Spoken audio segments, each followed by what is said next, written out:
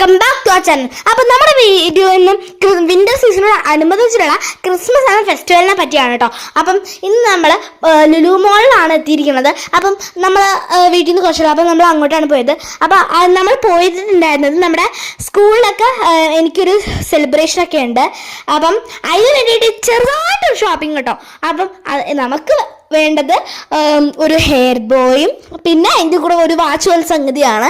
പക്ഷെ അവിടെ ഒരുപാട് ബോൾസും കാര്യങ്ങളൊക്കെ ഉണ്ട്. പിന്നെ നമ്മൾ വളരെ ചെറുതായിട്ടാണ് ക്രിസ്മസ് സെലിബ്രേറ്റ് ചെയ്യുന്നത്.